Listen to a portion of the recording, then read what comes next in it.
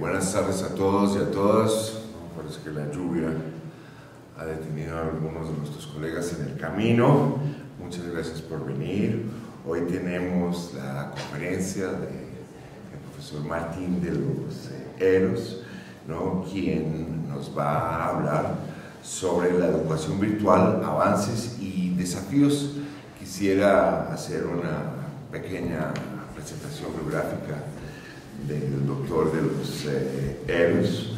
Él es profesor e investigador aquí en la Facultad Latinoamericana de Ciencias Sociales, ¿no?, en donde ha participado en la especialidad en Política y Gestión Educativa, en la maestría en Ciencias Sociales y en la maestría en Gobierno y Asuntos Públicos. Ha trabajado en gestión del conocimiento, en formación de competencias, política y gestión educativa, políticas de capacitación y formación para el trabajo, evaluación de políticas y programas públicos. Ha realizado investigaciones en los sectores laboral, educativo y sociodemográfico. El doctor de los Heros durante 7 años laboró en el Instituto Nacional de Estadísticas e Informática del Perú, donde trabajó en el diseño y formulación de encuestas de niveles de empleo y opinión electoral, entre otras. Ha participado en el análisis y procesamiento de las bases de datos y en el análisis y la elaboración de libros con base en esas encuestas. Ha trabajado con diversas organizaciones no gubernamentales en la evaluación de proyectos, análisis y presentación de resultados.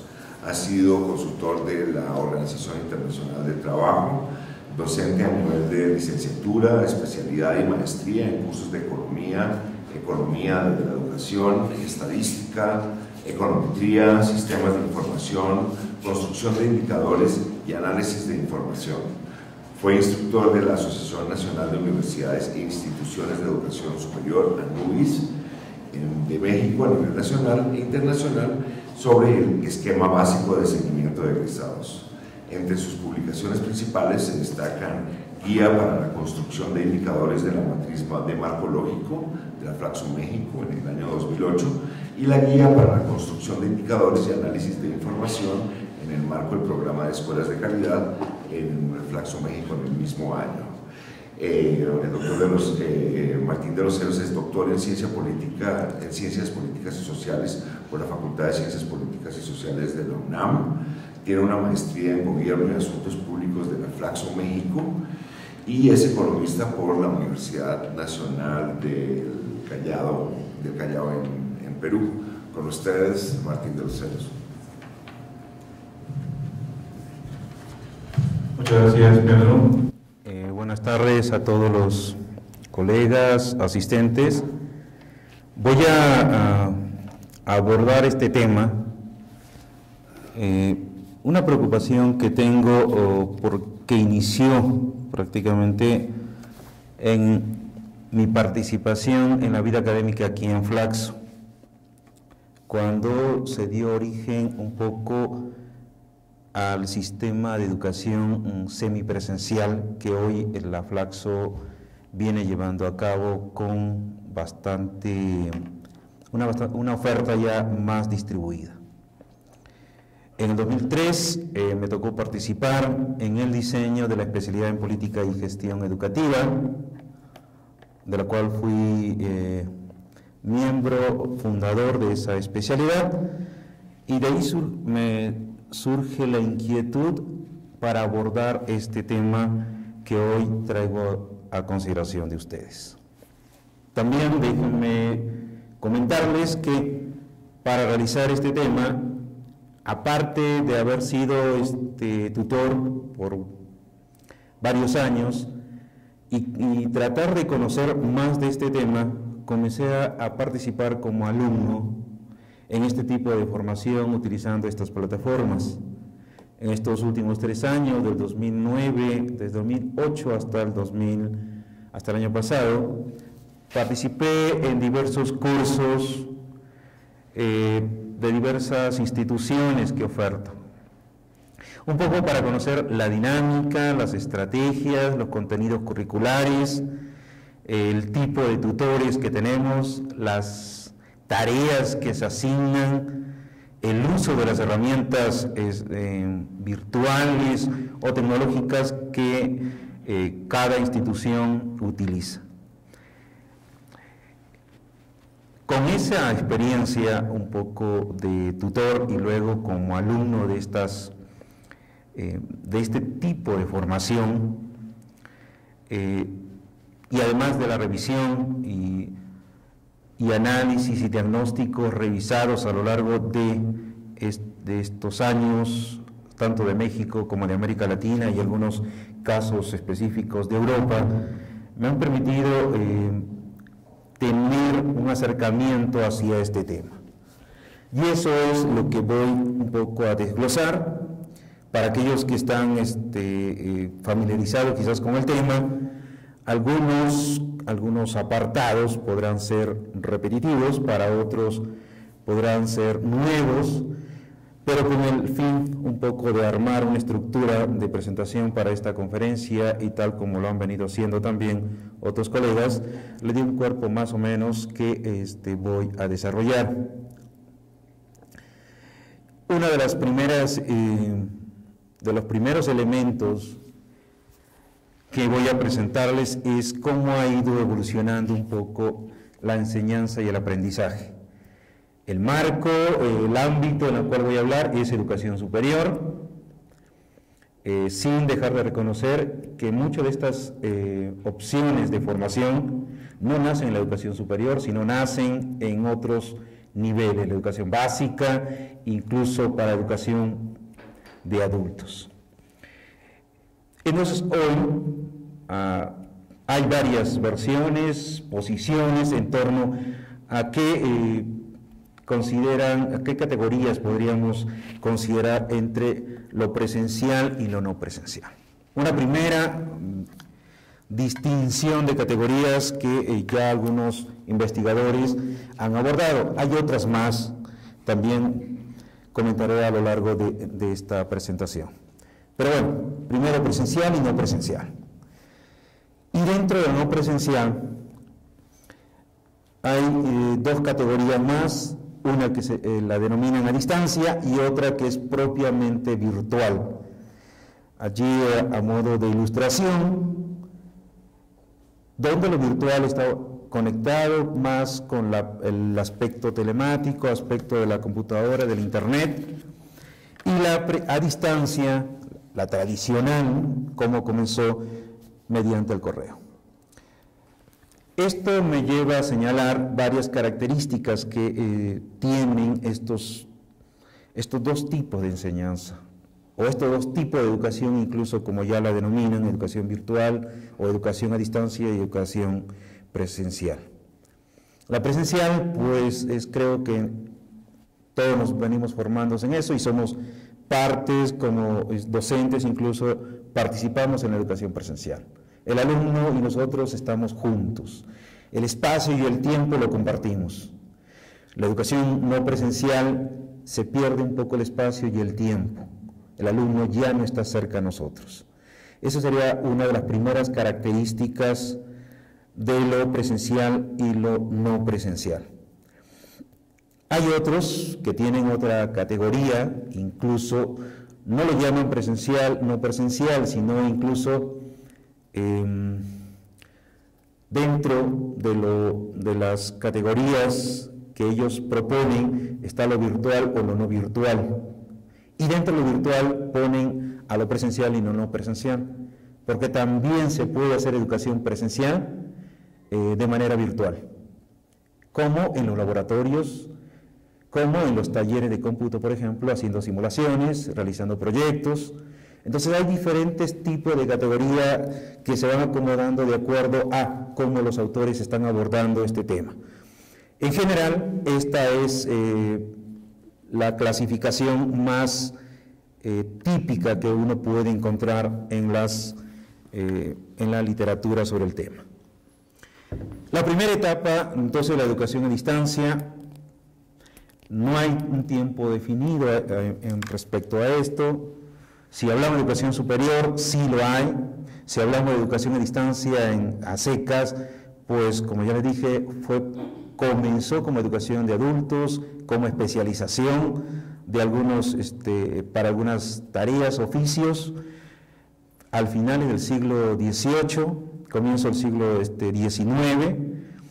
A nivel superior, sí, todo comienza a partir de los primeros intentos de hacer educación a distancia nacen a comienzos del siglo XX, 1920, luego de la Segunda Guerra Mundial y posteriores incluso, y el punto de partida que allí se marca es un poco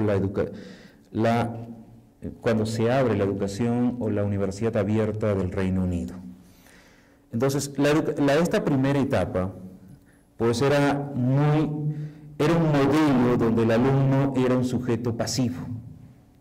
Le llegaban las instrucciones, las guías, en textos escritos, y el alumno tenía que reenviar a través de este medio de comunicación al centro, al profesor que tenía designado.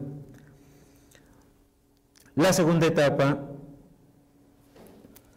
pues no era precisamente con esos tipos de televisores, pero más o menos por ahí se asemejaban. No podía poner un LED, digamos, porque ya es muy moderno, pero bueno, la educación a distancia en la segunda etapa utilizó básicamente estos dos medios de comunicación, televisión y radio.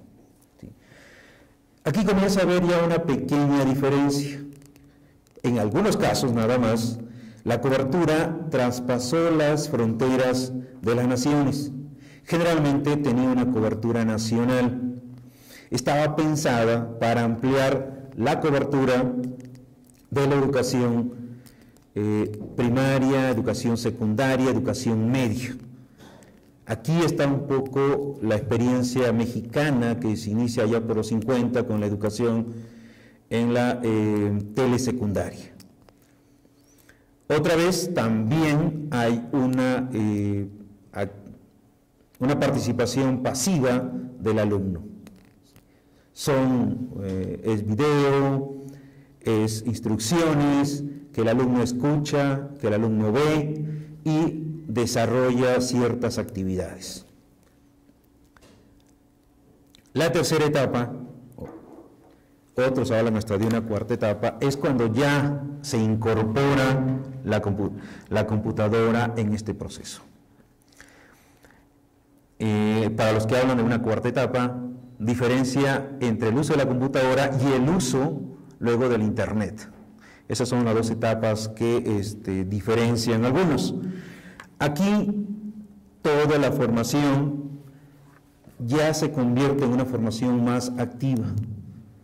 El sujeto, alumno, ya tiene una interacción, o se supone que debería tener una interacción más activa en el proceso de formación.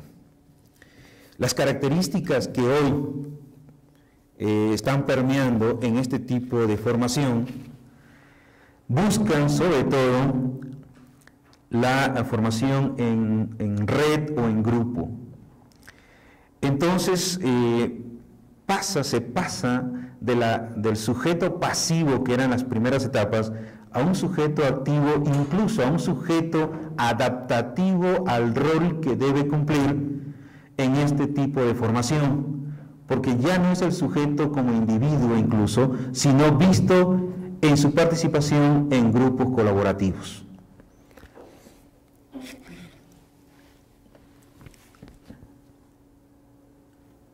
La otra categorización que también se puede ver actualmente en todas las modalidades formativas que hay en el nivel superior, la podemos ver en esas tres opciones que se presentan. Puede haber muchas más variantes, ¿sí? La presencial, la semipresencial y la no presencial. Al menos en el caso para Flaxo, estamos en la segunda modalidad semipresencial. Ha habido muy pocas opciones totalmente no presenciales. Y en la presencial, podemos ver categorías incluso que la llaman intensivo o débil. Voy a referirme a este punto tomando un hecho que tuve la oportunidad de conocer en Argentina. No está ningún colega argentino, ¿verdad? ¿O sí? ¿Qué es lo que pasa en la Universidad de Buenos Aires? Como no hay examen de admisión, todos tienen la oportunidad de ingresar al nivel de educación superior. ¿Qué ocurre en las aulas? Tenemos grupos de 200 alumnos. Entonces, la interacción, que es una de las condiciones en las cuales la educación superior tiene que actuar, la interacción alumno-docente es débil para aquellos alumnos que están pues prácticamente ya fuera del aula en la cual están llevando la materia. Entonces, a esos tipos de opciones donde no hay una interacción alta entre alumno y docente, a esas la denominan débil, o sea, no hay una intensidad de interacción fuerte allí alumno-docente. Lo otro son los grupos pequeños, por ejemplo, en el caso de Flaxo, donde son grupos muy pequeños de a lo más 30 alumnos en los cursos, en los posgrados presenciales, y entonces ahí hay una interacción muy fuerte o muy intensa entre alumnos y docentes. En la semipresencial tenemos también diferentes categorías como la tradicional y la que puede ser netamente virtual. La semipresencial son aquellas que comparten mitad de tiempo entre una y otra opción. Se llama la tradicional aquellas donde no hay tampoco una interacción o donde no existe una alta interacción entre el alumno y el tutor. Aquí aparece otra figura, algunos lo llaman tutor docente, otros tutores. Cuando no hay una interacción fuerte, solo a través de las guías o las tareas que se encomienda, entonces también comienza a surgir una categoría llamada tradicional. Es como formarlo prácticamente en las primeras etapas de la educación a distancia.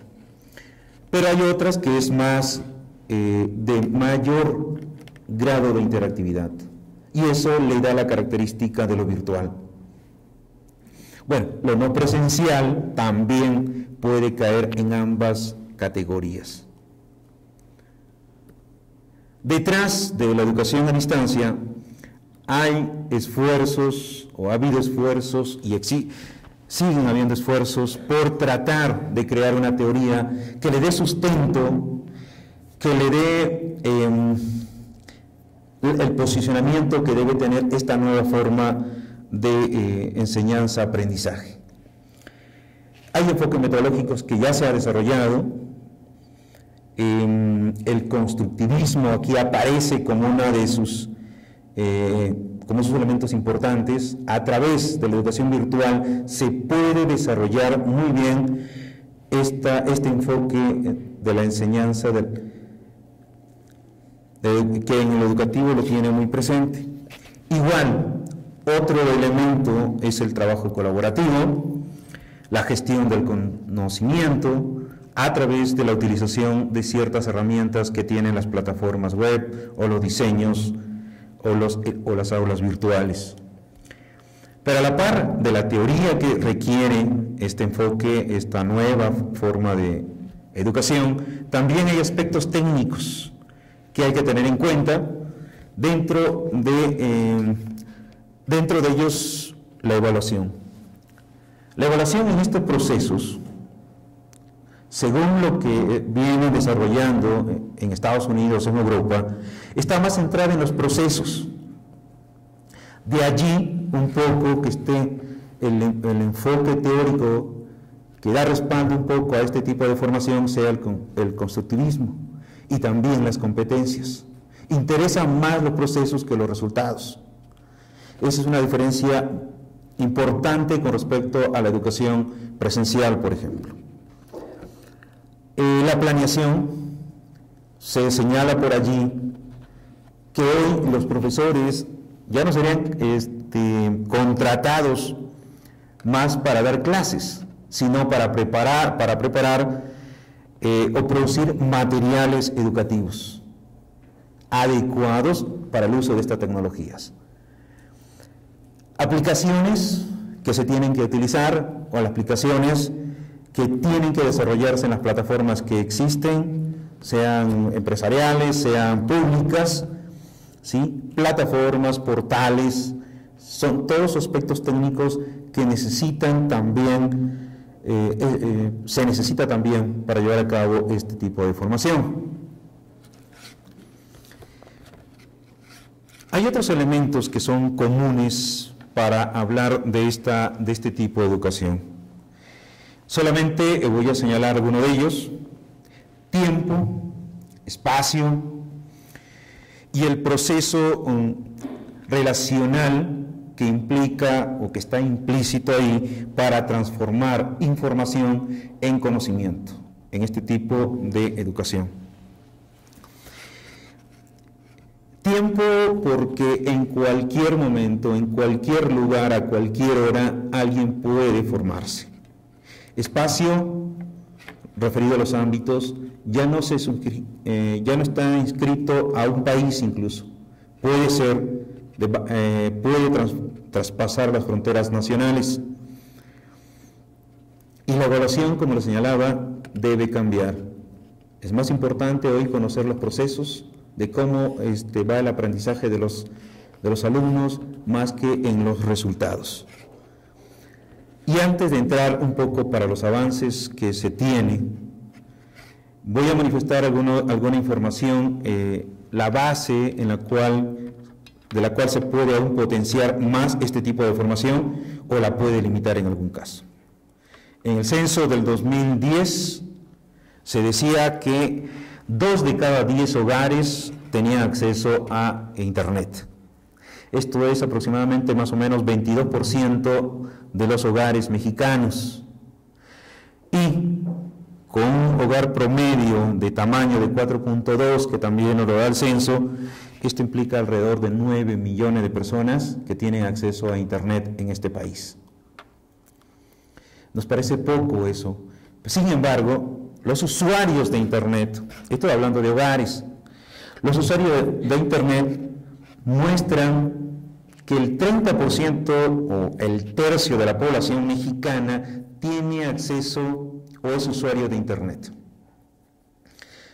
¿Dónde lo hacen? Pues en el trabajo, en las empresas, en el cibercafé, para ver esa diferencia entre los hogares y entre los que utilizan el Internet.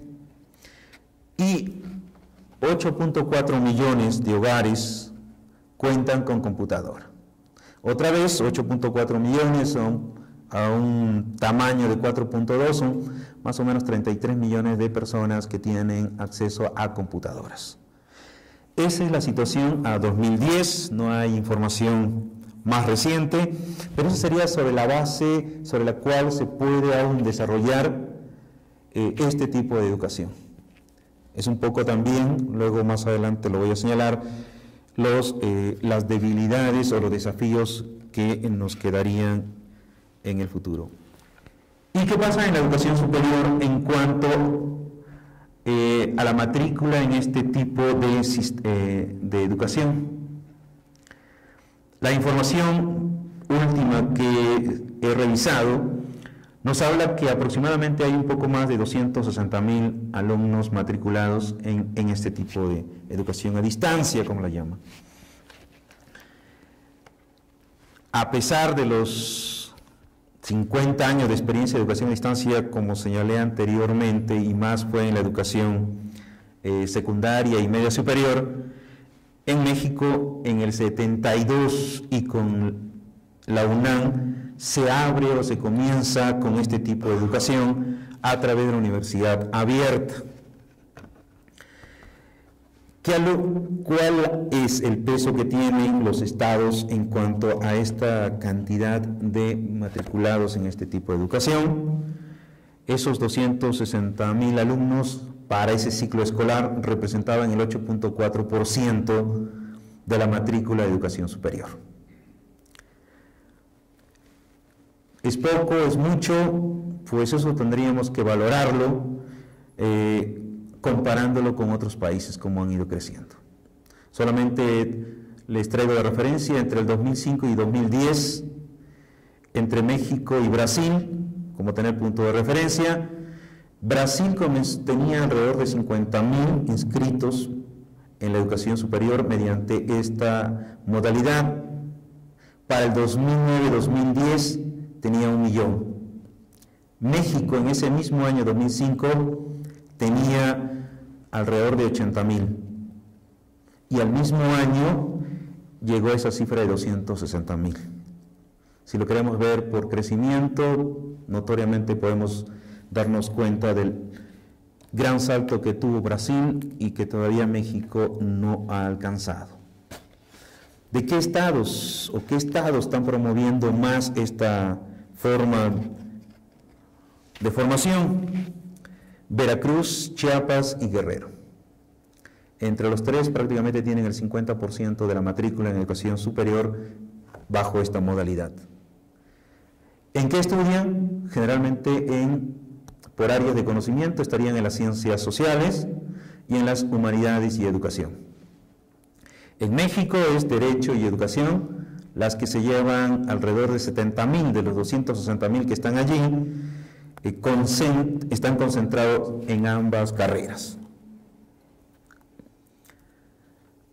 Un poco el panorama para vislumbrar cómo está el crecimiento de la matrícula en educación superior. México, como ya les decía, representa el 8.4% de su matrícula. Brasil, con toda esa cantidad que ya mencionaba en educación superior, solo representa el 7%. En Estados Unidos, alrededor del 25% de los alumnos no es el 25% de la matrícula, sino es que también se consideran en las estadísticas aquellos que al menos han llevado un curso en línea. En España, pues alrededor del 15% de la matrícula de educación superior sí está bajo esta modalidad. ¿Qué otros avances se puede notar? Cuando la NUYES hizo un diagnóstico en el año 99 de este tipo de formación, se encontró que muchas de las universidades que habían comenzado a dar este tipo de formación lo habían hecho bajo estructuras, bajo lineamientos similares o iguales a la educación presencial, tanto en la infraestructura, tanto como en los recursos humanos utilizados, tanto en el acceso, tanto en la certificación o acreditación, eran similares a la educación presencial. Es decir, no se había hecho en muchas instituciones el marco normativo, el marco organizacional para dar este tipo de educación. Sin embargo, 10 años después, para el 2010, ya encontramos un cierto grado normativo que nos permite hablar de que hay una institucionalización creciente que va en auge en este tipo de educación. Podemos tomar como ejemplo el mismo Flaxo. Cuando comienzan los primeros cursos en semipresenciales, no había un área específica como ahora existe el área de educación a distancia.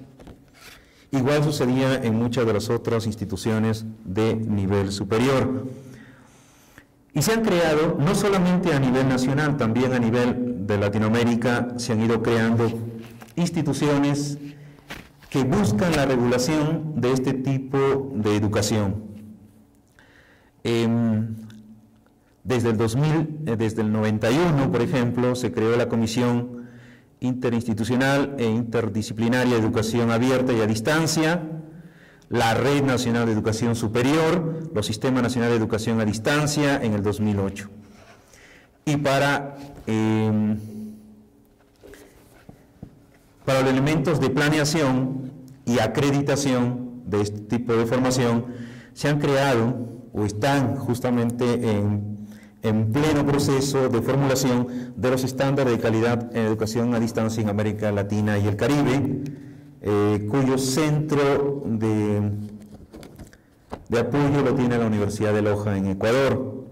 Se han creado además diversas organizaciones donde se comparte muchas de estas experiencias acerca de los avances que se tienen en educación a distancia, como el espacio virtual Educa, el portal del IESAL, de la UNESCO, la Red Iberoamericana de Informática Educativa, la Asociación Iberoamericana de Educación Superior a Distancia, entre otras instituciones, y esto hablando en el plano solamente latinoamericano. A nivel de Europa tenemos diversos proyectos, uno de ellos el Erasmus, por ejemplo, y otras redes más que van desde asociaciones de cursos por correspondencia a lo que es ya universidades abiertas, que es lo que más ha permeado en Europa y no en América Latina, donde la educación virtual, educación a distancia, se da en las mismas instituciones que dan educación presencial. ¿Qué ha fortalecido a México o qué le ha favorecido a México para este fortalecimiento? Diversos proyectos. 3 de ellos que podemos mencionar aquí es este consorcio del espacio común de educación superior a distancia que coordina la UNAM, el Sistema Nacional de Educación a Distancia, que esos son solamente formados por 17 universidades, sobre todo privadas, y el programa de educación abierta, educación superior abierta y a distancia de la SEP de reciente creación. 2008 creo que tiene solamente 3 generaciones y atiende actualmente a una población aproximada de 45.000 matriculados. A pesar que ellos tienen una oferta prevista para más o menos de 120.000 según los estudios prospectivos que hicieron, pero solo están cubriendo la tercera parte de lo que se habían propuesto para este 2012. Y ahí viene estos desafíos, lo llamé desafíos, podrían ser debilidades que tiene este sistema. ¿Por qué si hay una oferta tan alta que está haciendo la SEP, no tiene la demanda suficiente para esos espacios que ellos mismos se habían propuesto? Y ojo, teniendo un contingente de jóvenes que no lograron cupo en las universidades como la UNAM, como el Politécnico. Existe la demanda, en todo caso, potencial. Existe la oferta dada y la demanda potencial. Habría que preguntarse por qué no se logra. Y una de las cosas que incluso las mismas autoridades y responsables de este tipo de formación en el diagnóstico que hacía la NUYES refieren que no se tiene una visión o no se le concede la misma categoría, la calidad a la educación a distancia que a la educación presencial. Estudios al respecto han encontrado que no existe diferencia entre un tipo de formación y otro tipo de formación. En la literatura pude encontrar allí que incluso para algunas carreras tiene mejores resultados aquellos que se están formando en línea que aquellos que se forman en la educación presencial. Entonces, ahí habría que un poco desmitificar que la educación a distancia es una educación de menor calidad. Pero no solamente ese es el único factor, hay otros factores más que están incursos y que hacen que las personas, la sociedad o estos mismos potenciales demandantes del servicio no lo vean con esa calidad. Y me refiero a esta diferenciación o este desafío general. Hay problemas de equipamiento, hay problemas en la formación profesional de los tutores. Y eso imposibilita la creación de nuevos conocimientos. No se está utilizando el potencial que tienen las tecnologías de información. Hay un repaso breve de algunos puntos.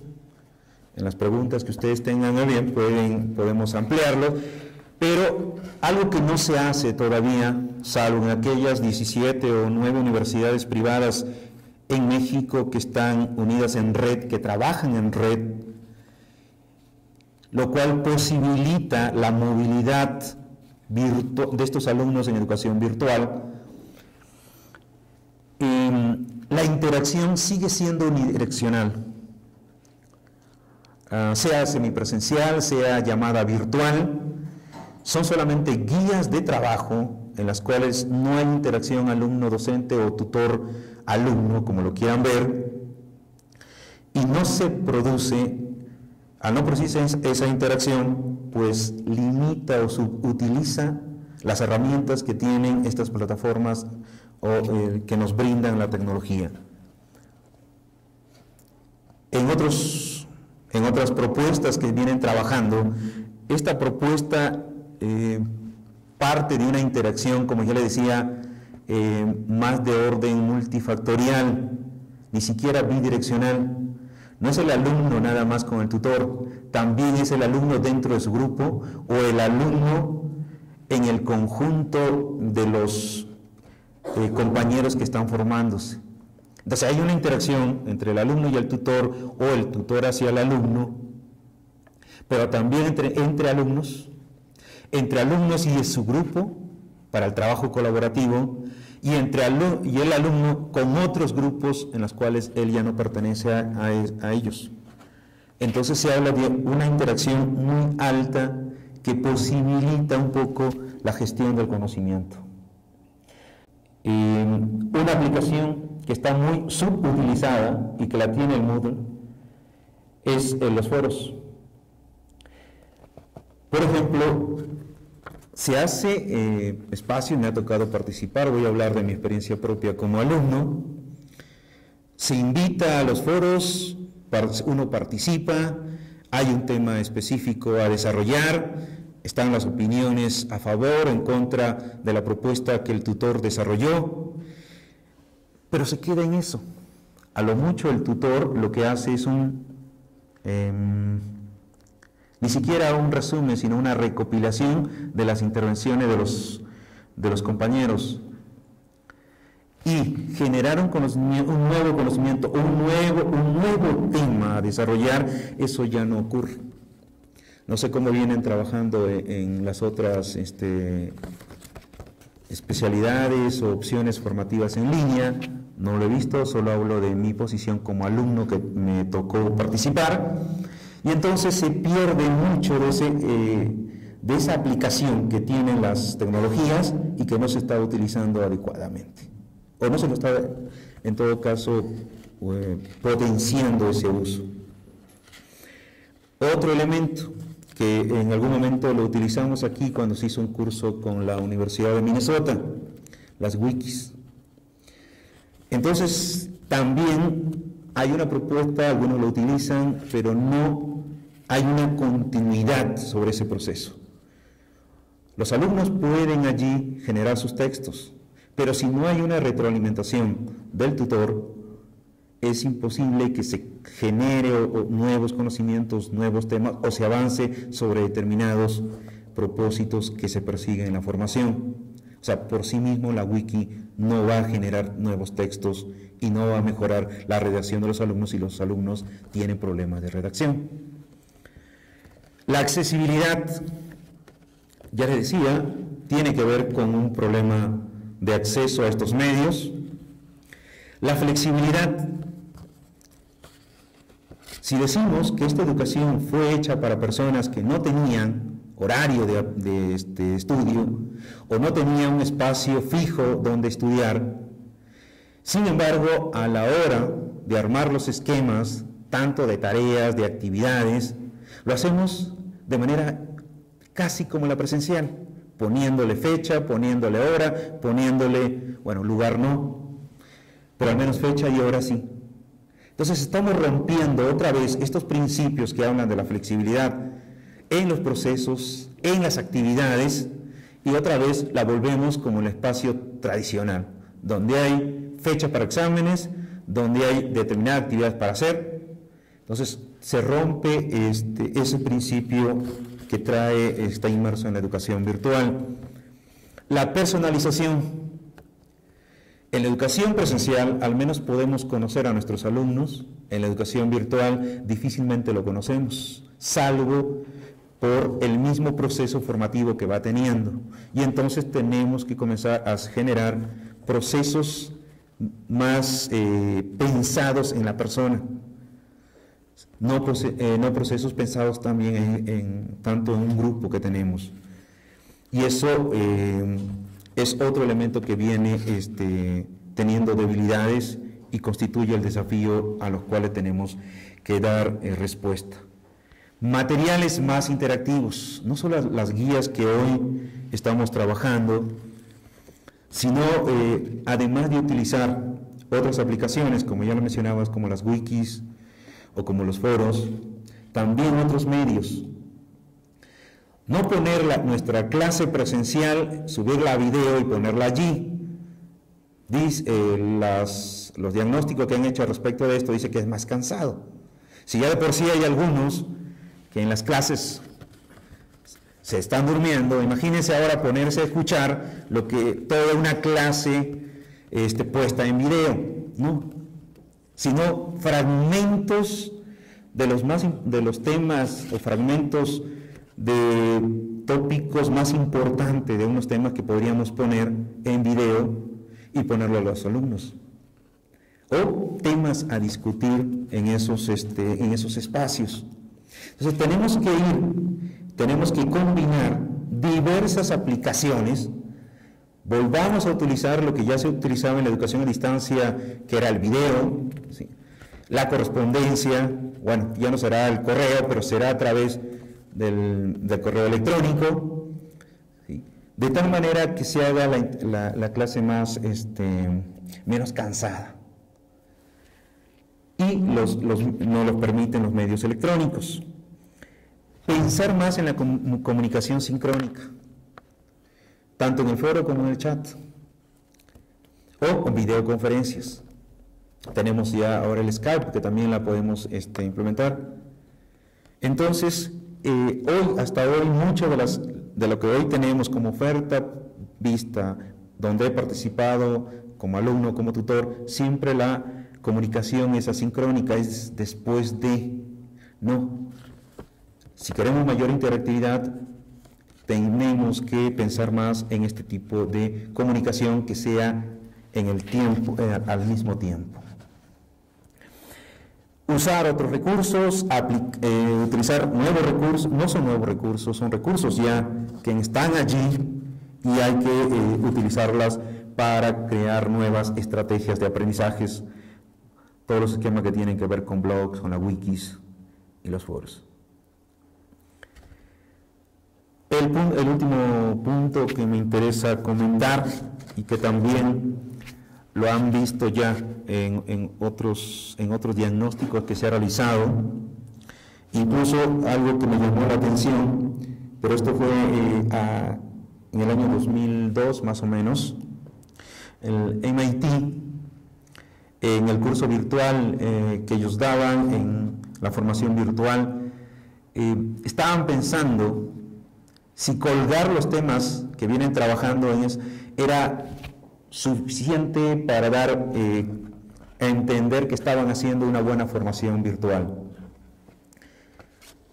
No lo hicieron porque llegaron a la conclusión que colgar esos materiales no era educación virtual.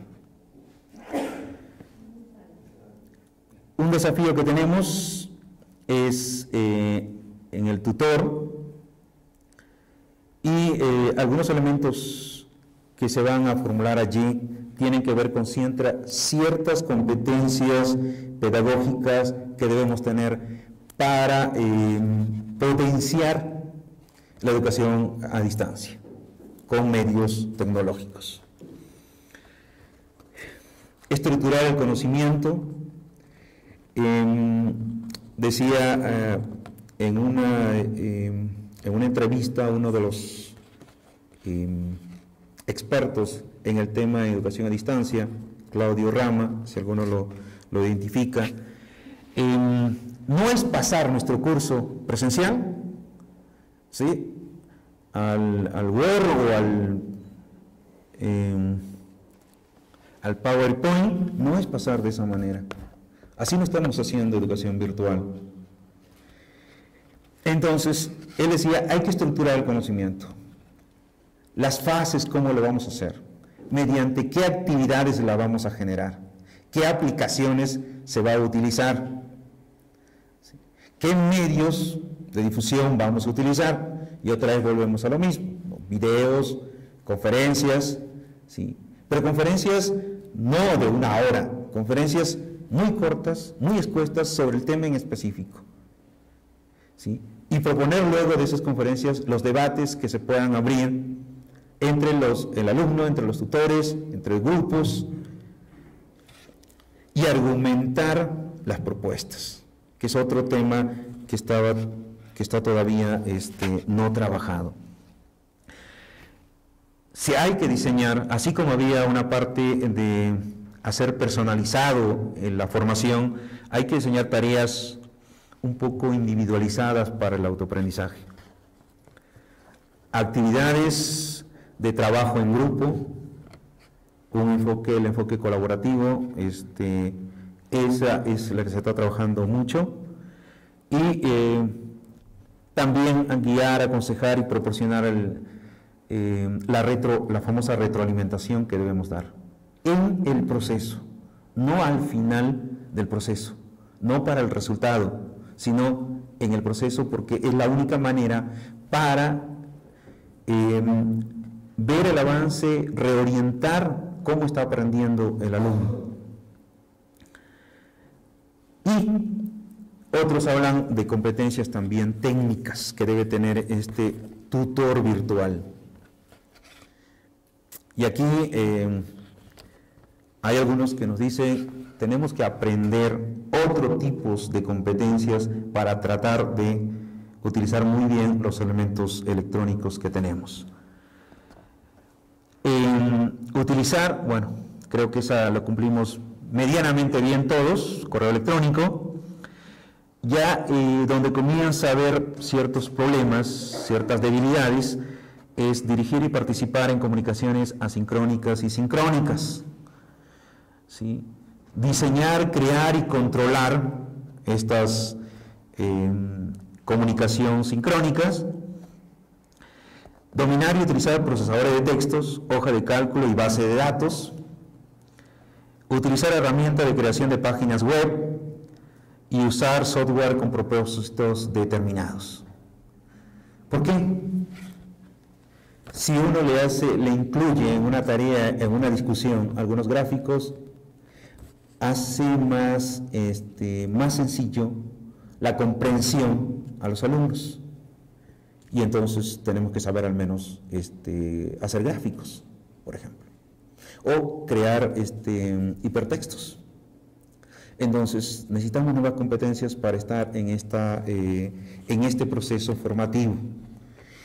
Esos son algunos de los elementos que he encontrado en la literatura, y también me ha tocado vivirlo tanto como alumno como tutor, ¿sí? Bueno, finalmente, ¿qué queremos de ese tutor? Actualización. Definitivamente necesitamos aprender más a utilizar estas herramientas, las aplicaciones. Nuestras actividades tenemos que hacer ajustes. Como es flexible, algo que también me gustaría comentar es que si estamos dirigiendo una actividad en la cual los alumnos se van hacia otro tema, si tenemos el principio de que este tipo de formación es flexible, podemos encaminarnos hacia esos temas. La rigidez en estos entornos, digamos, no es tan valorada, al menos en los diagnósticos que he visto, eso es lo que vienen mostrando. Otras actividades, valoración del trabajo de nuestros alumnos, la interacción con colegas, la relación con otros proyectos, ¿sí? Y relación con otras instituciones. Algo que lo vuelvo a mencionar, en Europa se está haciendo, bueno, por cuestiones también de cómo se está conformando la Comunidad Europea o cómo se iba conformando la Comunidad Europea, hay mucha interacción, hay mucha movilidad de los que están formándose en educación virtual y también en la presencial. En México no estamos trabajando todavía en esos aspectos. Cada institución trabaja de manera independiente aún. ¿Trae algunos problemas, algunos beneficios? Señala que sí. ¿Por qué? Porque se va a interactuar con organizaciones, con otros tipos, con otras formas, desde la misma perspectiva administrativa, ¿sí? Para entrar a sus portales, para conocer esos portales, para conocer a otros alumnos o alumnos de otras universidades que vienen siendo formados con profesores, con tutores, ¿sí? Con otro tipo de formación a la cual estamos habituados. Y si este marco es nacional o es internacional, con otros alumnos de otras realidades y con profesores también de otras realidades. Se habla que hay más beneficios que desventajas en ese aspecto. Bueno, eso es los temas que he abordado. Estoy a la espera de lo que ustedes puedan preguntar, y bueno, estamos listos para lo que continúa. Gracias.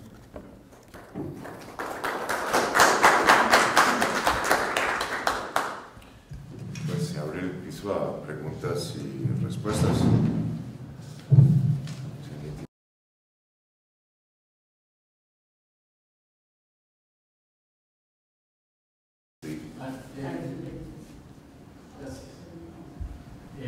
Juan Treguer, de la Flaxo, en el proyecto SEDE, colaborando en el proyecto SEDE. A ver, yo tengo dos inquietudes. La primera es, bueno, no soy un experto en el tema, de hecho, mi pregunta va más por mi experiencia de usuario. En esta modalidad, ¿hay alguna caracterización de la demanda más allá de, ok, la demanda es para usuarios que necesitan flexibilidad en horarios, tiempos, que no pueden asistir, etcétera, etcétera, pero alguna caracterización del tipo de demanda, es decir, puede haber usuarios, características, usuarios, requisitos especiales, usuarios para que puedan acceder y acomodarse a este tipo de educación, porque más allá de escasos tiempos, horarios, etcétera, pueden haber tipo de demanda de que no se acostumbra a esta forma de enseñanza, ¿no? Y sus posibilidades son entre sistemas, digamos, escolarizados presenciales o no acceder a la educación. Entonces, esa parte de caracterización de la demanda. Ahorita veo que todo es por el lado de la oferta, pero por la demanda, ¿qué habría? Esa es una inquietud. Y la segunda es si hay algunos resultados en cuanto a el mercado laboral. O sea, el mercado laboral distingue este tipo de usuario formado, educado, en el sentido de que penaliza si es educación a distancia o presencial, o es indiferente o quizás premia y favorece en algunos sectores de la economía. Esa sería mi segunda inquietud. Gracias. Sí, hablaba un poco más de la oferta que existe, de la demanda. La caracterización como tal no se ha realizado. Se conoce que la población que demanda estos servicios en general es aquellos que no tienen el tiempo o no hay el servicio. Bueno, eso fue un poco la génesis de cómo comenzó este tipo de formación. Luego se ha ido cambiando. Hoy puede haber personas que tengan el tiempo, como estos alumnos que no ingresan a la educación superior, pero que ellos sí pueden tener el tiempo y el espacio, digamos, para estar en procesos más de tipo presencial. Y entonces ahí la oferta podría ir cambiando, o sea, la flexibilidad podría perderse o en todo caso limitarse, irse hacia lo que es la educación presencial. Entonces no se hace una tipología del demandante, ¿sí? Por lo tanto ahí es otro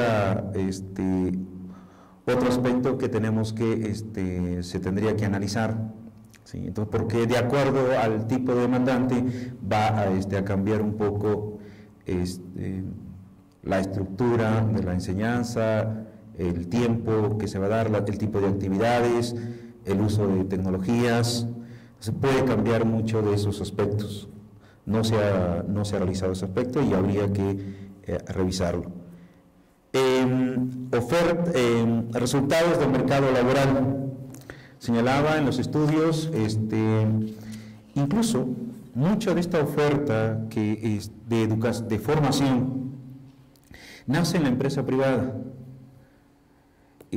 Hay empresas que hacen formación virtual a sus propios empleados, y otros, como el TEC de Monterrey, por ejemplo, que se ha asociado a empresas justamente para generarles o formarles profesionales que las empresas están demandando. Entonces hay una imbricación, en todo caso hay una relación empresa o universidad-mercado, ¿sí? Directamente formados para el mercado. En los otros aspectos de aquellos que son formados son vistos como una educación más de tipo de menor calidad, digamos, la educación a distancia, es más la percepción de los propios funcionarios que están a cargo de este tipo de formación. La estadística, el diagnóstico que hizo la NUYES lo hizo con responsables de estos programas, de estas áreas de educación a distancia. Ellos tenían la percepción.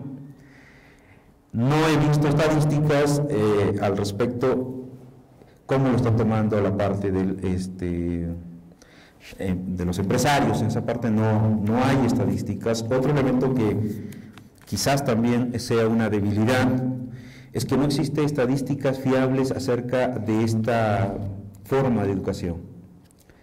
No está muy actualizada en todo caso, ¿sí? Por ahí se reúne muy poca información.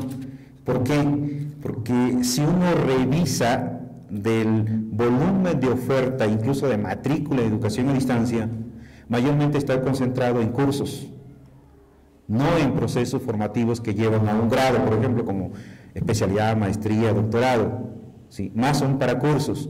Entonces, y hay una oferta, y es otra limitación que se tiene acerca de la educación a distancia o educación virtual, es que hay diversas instituciones que han entrado a este mercado. Este es un mercado nuevo, abierto, y por lo tanto empresas, consultorías están dedicados a dar este tipo de formación, y entonces ahí falta un marco que regule este tipo de ofertas. Y hay empresas también, para terminar, que incluso en sus páginas dicen damos cursos de formación, pero nunca uno puede encontrar los temas que van a abordar, los tutores que están a cargo, no hay nada de eso, ¿no? Entonces hay mucha informalidad todavía ahí en el espacio de educación virtual.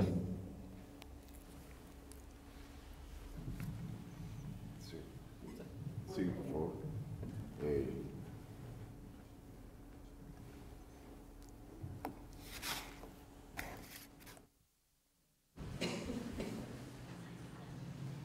Buenas tardes, soy Malagua Pérez Rojas de la Coordinación de Educación a Distancia, y un poco en función de lo que estabas ahorita comentando, Martín, me surge una pregunta.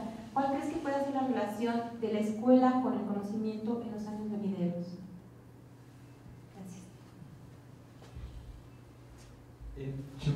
Martín Fraijedo, mi nombre, yo quería hacer una pregunta en relación a una afirmación que se hizo en la presentación que decía que la calidad de la educación presencial no es superior a la calidad de la educación a distancia. Entonces quería profundizar un poco en eso, cuáles son los datos que demuestran que no existe una diferencia entre esa calidad, porque justamente lo que me cuesta ver es cómo mostrar esa diferencia, porque los diferentes tipos de mecanismos que se utilizan en la educación a distancia, cómo comparar con la educación presencial, cómo hacer esa comparación para decir que no es de mejor calidad una que la otra.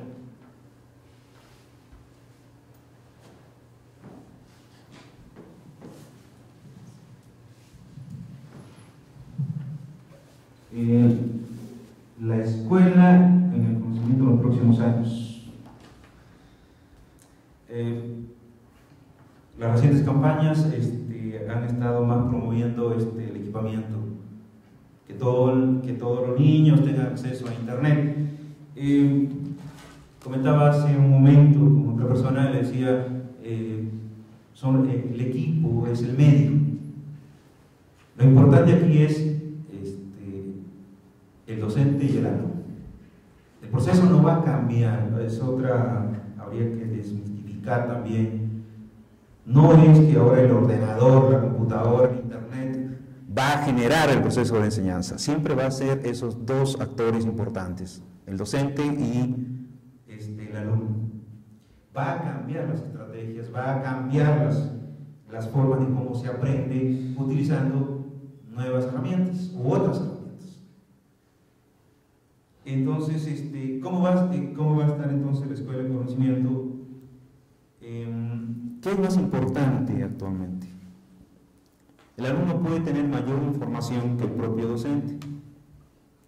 Entonces, ¿qué necesita el alumno? Saber cómo seleccionar la información, por ejemplo. Y eso tiene que darlo el docente. El docente pueda que no maneje bien estos medios, pero sí sabe cómo orientar, cómo seleccionar, dónde debe buscar el alumno, va a potenciar que el alumno no esté navegando por cualquier página, por cualquier portal, sino específicamente sobre aquellos que le son útiles. Entonces, son esas competencias que tiene que desarrollar el docente en el alumno. Yo le señalaba acerca de la wiki. Si el alumno no sabe redactar, primero hay que enseñarle a redactar, para luego invitarlo a que redacte en una de esas plataformas. ¿Sí? Y monitorear ese proceso. De esa manera nada más podemos mejorar esa redacción. Entonces siempre es importante el alumno. Los otros son medios, son aplicaciones. Hay que darle el adecuado uso. ¿Y por qué es importante estos medios? Porque se puede socializar el conocimiento. El alumno puede ver cómo su compañero va generando su propio texto, por ejemplo, si hablando de la wiki. ¿Sí? Y va viendo cómo es monitoreado por el profesor y entonces a partir de allí va generando, digamos, un texto de mejor calidad. ¿Sí? Entonces siempre el papel del profesor es importante. Y el monitoreo, por eso decía la interacción entre docente y alumno, o entre alumnos y alumnos, tiene que ser muy alta. Solo así podemos garantizar que estos elementos, que estos medios generen el conocimiento, que generen mayor conocimiento en el futuro. ¿Sí? ¿Cómo en cuanto a la pregunta que me hacían, ¿cómo disminuir la calidad? Fíjese que estuve leyendo el diagnóstico, sí recuerdo el autor, Bates, es creo de la Universidad de Pensilvania. Él señalaba que se había hecho ya un estudio y encontraba que no había diferencia. Ya no entré a mirar las variables que había tomado de referencia, pero decía que no hay una gran diferencia entre los resultados formados en educación a distancia que en educación presencial. ¿Sí? Entonces, ahí está, por ahí mi correo, tengo el texto, entonces revisaré un poco qué variables tomó para hacer la comparación, pero lo señalaba así puntualmente, ¿no? No hay gran diferencia, incluso para algunas materias, para algunos cursos y algunas carreras, incluso era mejor la formación que se habían recibido en la educación virtual. Sí. Es un aspecto que tengo que revisar, pero sí estaba desarrollado así. Muchas gracias. ¿Alguna otra pregunta? Bueno, agradecemos mucho a todos y a todas los que han venido y les pido el favor de ofrecer otro aplauso a nuestro